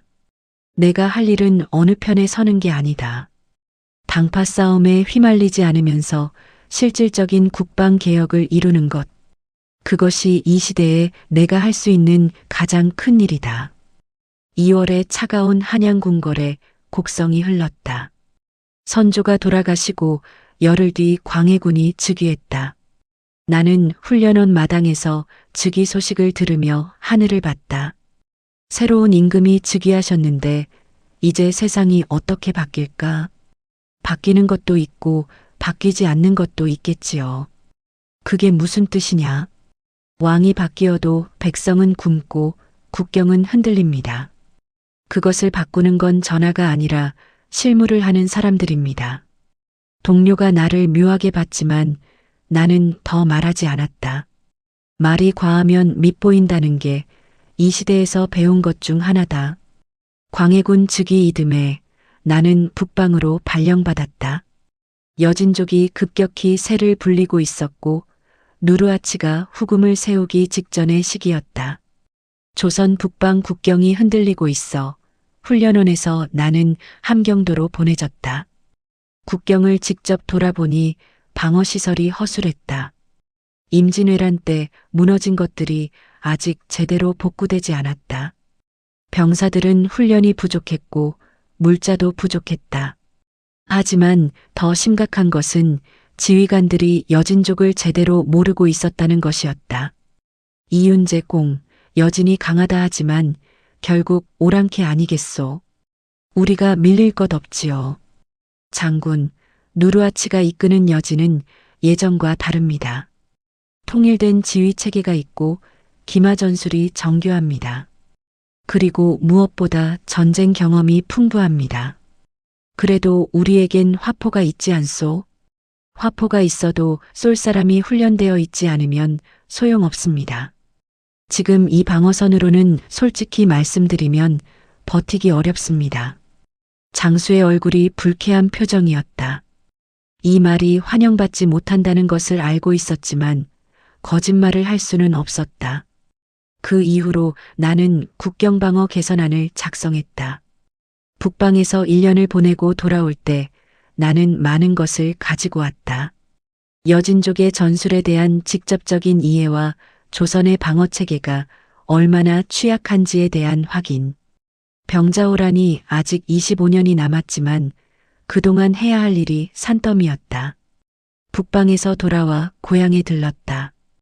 핑계를 대자면 아버지를 봐야 했고 어머니 건강도 살펴야 했다. 하지만 솔직히는 서연이를 보고 싶었다. 북방에 있는 동안 서연의 편지가 왔다. 밥은 잘 먹는지 춥지는 않은지. 편지를 받을 때마다 이상하게 따뜻했다. 나는 이 감정을 이미 알고 있었지만 그냥 말하지 않았을 뿐이었다. 광양에 도착한 건 늦은 오후였다. 서연이는 아이들을 가르치다 막 끝낸 참이었다. 마지막 아이를 돌려보내고 마당을 쓸고 있었다. 나를 보더니 멈췄다. 왔어. 응. 많이 말랐네. 북방이 추웠어. 들어와. 서연이가 차려주는 밥은 늘 소박하지만 따뜻했다. 밥을 다 먹고 나서 나는 마당을 봤다. 봄 저녁빛이 마당에 깔려 있었다. 지금이다 싶었다. 서연아. 서연이 설거지를 하다 고개를 돌렸다. 응? 잠깐 여기 앉아봐. 서연이가 손을 닦고 나와 마주 앉았다. 뭔가를 느꼈는지 표정이 조금 달랐다. 북방에 있는 동안 생각을 많이 했어. 무슨 생각? 너 생각. 서연이가 잠깐 표정이 굳더니 눈을 피했다. 처음 만났을 때부터 지금까지 늘 내 옆에 항상 있었잖아. 전쟁 때도, 아버지 돌아가셨을 때도, 내가 한양 갔을 때도. 그냥 가까이 살았으니까. 그게 다야? 서연이가 대답하지 않았다. 나는 아니야. 나한테는 그게 다가 아니야. 긴 침묵이 흐르고 봄 저녁 바람이 마당을 지나갔다. 윤재야. 응. 나는 어려서부터 내가 보통 사람이 아니라는 거 알았어. 세상을 보는 눈이 다르고 생각하는 게 다르고 하는 일이 다르고 그런 사람 옆에 있는 게 두렵지 않겠어? 나는 그 말을 들으며 잠깐 멈췄다. 두려워? 두려웠어, 오래. 지금은? 서연이가 눈을 마주치며 나를 봤다. 지금은 내가 없으면 더 두려울 것 같아. 나는 길게 숨을 한 번 내쉬었다. 그럼 됐어. 서연이가 눈을 피하더니 귀가 붉어졌다. 나는 그것을 못 본 척했지만 보았다. 때가 있다 해서 서두르지 않고 오래 기다렸다. 그리고 이제서야 말했다. 한양으로 돌아온 뒤 나는 군기시 쪽 일을 맡게 됐다. 무기와 화약을 관장하는 군기시는 내가 가장 오래 꿈꿔온 자리였다. 국방과학연구소 연구원이었던 그 기억이 가장 직접적으로 쓰일 수 있는 곳이 바로 여기였다. 이윤재 공, 화포 개량을 하고 싶다 하셨는데 예산이 없소. 전쟁 후 군기시 예산이 반토막이 났소. 예산이 많이 필요하지 않습니다. 지금 있는 화포를 고치는 게 아니라 만드는 방식을 바꾸는 겁니다. 방식을 바꾼다? 어디서 누가 만들어도 같은 품질이 나오도록 화약 배합을 표준화하고 총통 주조 과정에서 불순물을 줄이면 철의 순도가 높아져 사거리가 늘어납니다. 그것을 어디서 배웠소? 임진왜란 때 여러 무기를 살피면서 생각한 것들입니다. 그리고 북방에서 여진족 화기도 직접 봤습니다. 일단 시험 삼아 해보시오. 성과가 있으면 위에 보고하겠소. 화약 배합 표준을 만드는데 꼬박 1년이 걸렸다. 이미 현대에서 수백 년에 걸쳐 개선된 기술들을 이 시대의 재료와 기술 수준에 맞게 역산한 것이다. 시험 결과 사거리가 늘고 명중률이 개선됐다. 이윤재 공, 이것을 위해 보고해야겠소. 예, 전국 군기시에 표준안을 배포할 수 있으면 더 좋겠습니다. 그의 군기시 보고서에 내 이름이 올라갔다. 작은 일이었지만 이 작은 일이 쌓이면 병자호란 때 조금이라도 달라질 것이다. 조선의 고질병, 당쟁이 발생했다. 나는 그 소용돌이에서 최대한 멀리 있으려 군기시 일에만 집중했다. 어느 편에도 서지 않았다. 하지만 세상은 내가 원하는 대로만 흘러가지 않는다. 이윤재 공, 대북파 이이첨 대감이 공을 찾는다 하오. 이 사람과 엮이면 안 되었지만 피한다고 피해지지 않는다. 이윤재 공, 군기시 화포 개량 이야기를 들었소. 대단하오. 과찬이십니다, 대감. 전하께서도 관심을 가지고 계시오. 공의 능력이 군기시에서만 쓰이기엔 아깝지 않소? 소인은 무관의 자리에서 할 수 있는 일을 하고 싶습니다. 무관이 정치에 관심이 없다는 말이오? 무관은 나라를 지키는 것이 본분입니다. 정치는 문관 어르신들의 영역이지요. 이이첨의 눈빛이 나를 읽으려 하고 있었지만 표정을 유지했다. 좋소. 본분을 아는 무관이 필요하오. 앞으로 전하 곁에서 일할 기회가 생길 것이오. 나는 고개를 숙이며 속으로 위험하다고 생각했다. 이 사람 옆에 있으면 인조 반정 때 함께 쓸려나간다. 하지만 거절하면 적으로 만들 것이기에 줄타기가 시작됐다. 개추곡사가 터졌다. 영창대군을 옹립하려 했다는 죄목으로 한양이 피로 물들었다. 나는 그 소식을 들으며 오래 생각했다. 이것은 내가 개입할 수 있는 영역이 아니었다. 당쟁의 중심에 뛰어들다 죽으면 아무것도 할 수 없다. 나는 살아서 할 수 있는 일을 해야 한다. 나는 이이첨과 적당한 거리를 유지하며 군기시 일에만 충실했다. 당파 싸움에 대해서는 아무 말도 하지 않는 게 이 시대에서 살아남는 방법이었다. 그리고 그해 겨울, 한양의 피비린내 같은 공기를 뒤로하고 광양에 내려왔다. 서연이 집 앞에서 잠깐 멈췄다. 25에 마음을 전했고 이제 3년이 지났다. 만날 때마다 예전과 달랐다. 조심스러워졌다는 게 아니라 뭔가 확인된 것처럼 더 자연스러워졌다. 이제 28대가 됐다. 서연이가 문을 열다가 나를 보더니 잠깐 눈이 커졌다가 평상시로 돌아왔다. 왔어. 연락도 없이. 갑자기 오고 싶었어. 밥은? 먹었어. 오늘은 밥 말고 할 말이 있어서 왔어. 서연이가 나를 보는 표정이 달라졌다. 맞다. 들어와. 서연아, 나랑 혼인하자. 돌려 말하지 않고 직접적으로 청혼했다. 서연이가 한참 동안 말없이 촛불을 봤다. 한양 생활이 쉽지 않다고 편지에 썼잖아. 당파 싸움도 있고 언제 어떻게 될지 모른다고. 그래. 그런대로 나를 데려가겠다는 거야? 같이 있고 싶어서. 나를 보는 서연이의 눈빛에 여러 가지가 있었다. 두려움도 그리움도 그리고 이미 오래전부터 결정했던 것 같은 단단함도. 어머니 허락은 받았어? 아직 내가 먼저 허락해야지. 서연이가 잠깐 눈을 내리다가 들었다. 아버지가 살아계셨다면 뭐라고 하셨을까? 기뻐하셨을 거야. 내가 확신해. 왜 확신해? 아버지가 돌아가시기 전에 나한테 마지막으로 부탁하신 게 있어. 서연이의 눈이 흔들렸다. 서연이를 잘 돌봐줘라 고 하셨어. 침묵 속에서 촛불이 흔들렸다. 서연이의 눈에서 눈물이 한 줄기 흘렀다. 알겠어. 알겠다는 게 혼인하겠다는 거야? 알아서 들어. 나는 웃고 서연이도 웃었다. 아버지에게 먼저 말씀드렸다. 아버지는 잠시 눈을 감았다가 뜨더니 고개를 끄덕였다. 잘했다. 유경민 현감도 기뻐하실 거다. 서연이 어머니에게도 말씀드렸다. 유씨 부인은 오래도록 나를 바라보다가 조용히 말했다. 우리 서연이를 잘 돌봐주게. 예, 반드시 그리하겠습니다. 혼례는 이듬해 봄으로 정했다. 혼례 전날 밤 윤재의 집 마당에 등불이 켜져 있었다. 어머니 윤희연은 오래전부터 이날을 기다려왔다는 듯 분주하게 움직였다. 아버지 이준수는 마루에 앉아 조용히 그 모습을 보고 있었다. 나는 뒷마당에 혼자 나와 하늘을 봤다.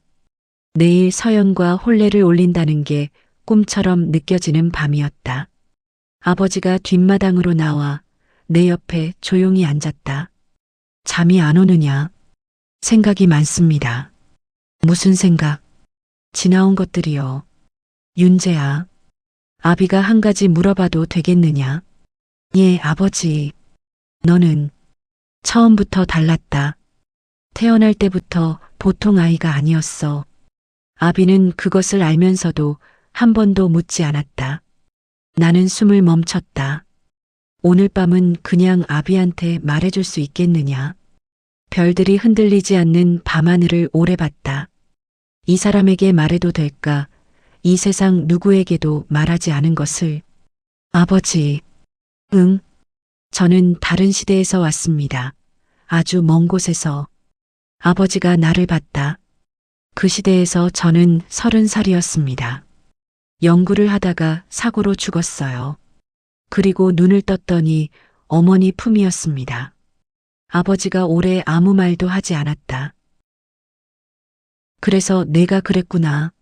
믿어지십니까? 믿어진다. 처음 내가 말을 했을 때부터 이 아이는 어디선가 살다 온 아이다 싶었다. 나는 말문이 막혔다. 그 먼 곳에서 여기까지 온 이유가 있겠지. 있습니다.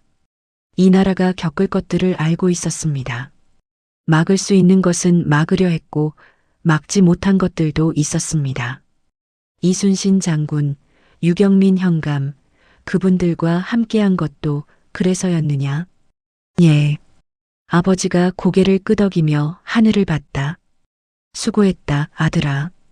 수고했다는 그 한마디였다. 나는 눈이 뜨거워져 참으려 했지만 결국 눈물이 흘렀다.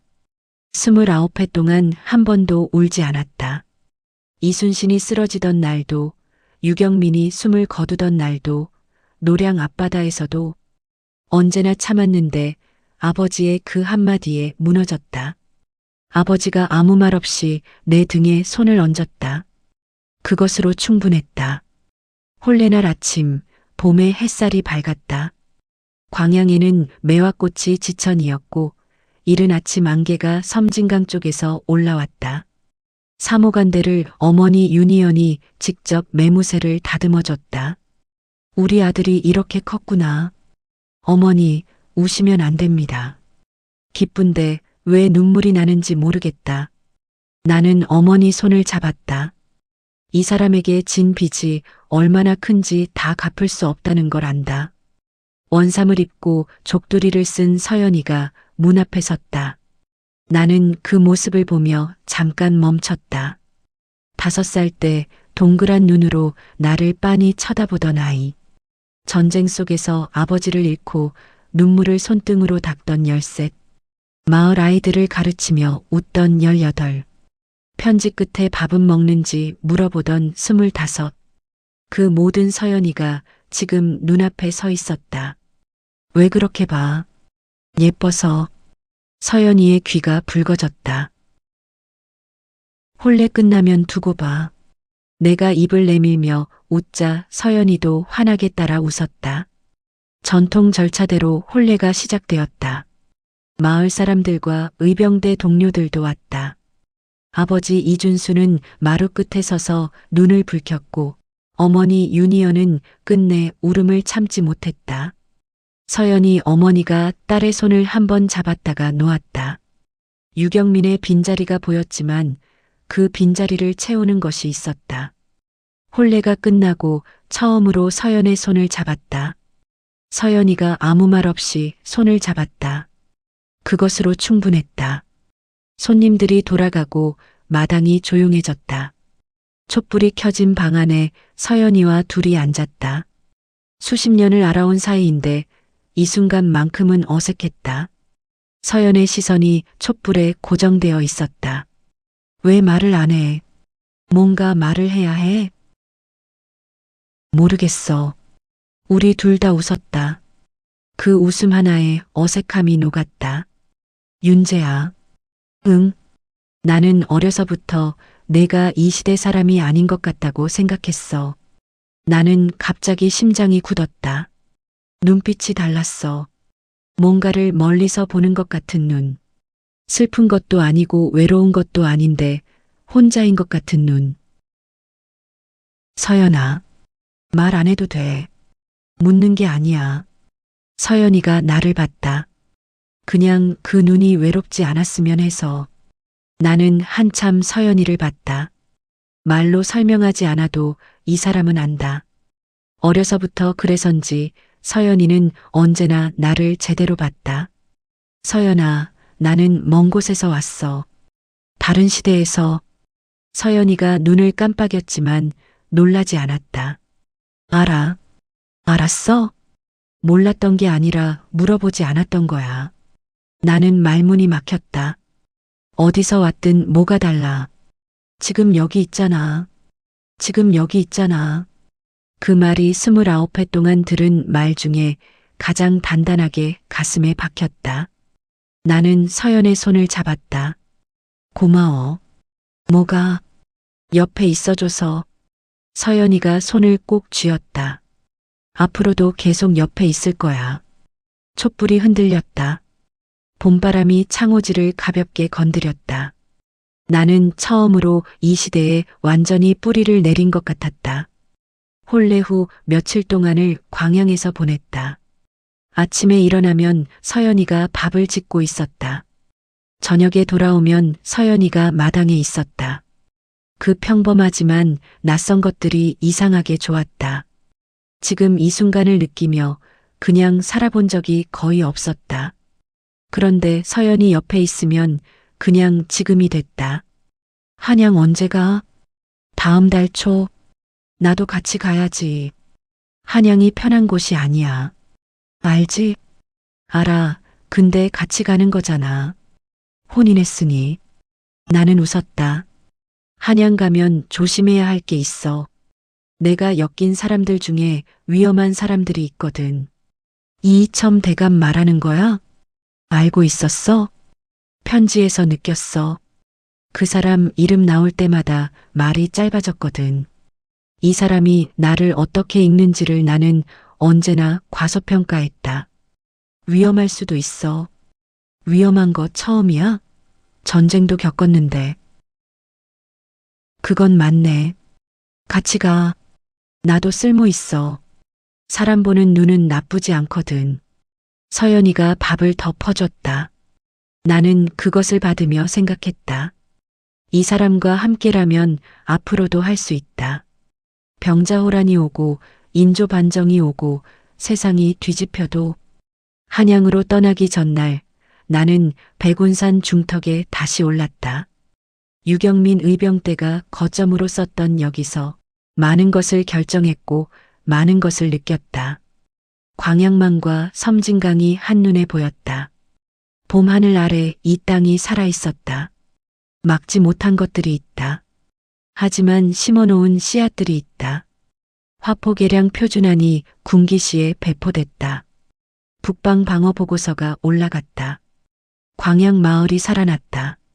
서연이 아이들을 가르쳤다. 그리고 이 땅이 살아있다. 앞으로도 할 일이 있다. 인조 반정과 병자호란이 온다는 것을 알고 있다. 막을 수 있는 것과 막을 수 없는 것을 구분하면서 할 수 있는 것을 한다. 그것이 내가 이 시대에 온 이유다. 아직 끝나지 않았다. 한양으로 가는 길에 서연이가 처음으로 광양을 벗어났다. 말 위에서 처음 보는 산천초목에 서연이의 눈이 계속 움직였다. 세상이 이렇게 넓구나. 광양이 좁은 게 아니야. 세상이 넓은 거지. 그 차이가 있어? 있어. 중요한 차이야.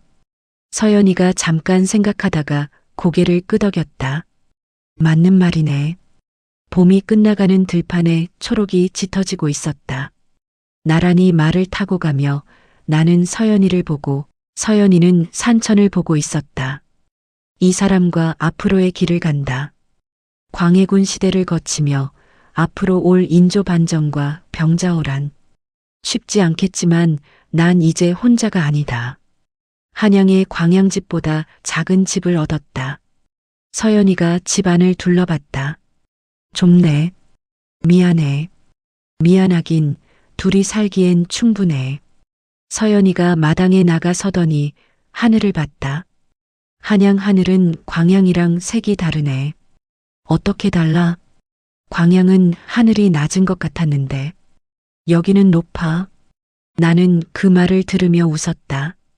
하늘에 높낮이는 서연이만이 할 수 있는 말이었다. 적응되면 이 하늘도 내 하늘이 돼. 그렇겠지. 서연이가 돌아서서 나를 봤다. 밥 해야겠다. 장 봐야 해. 같이 나가자.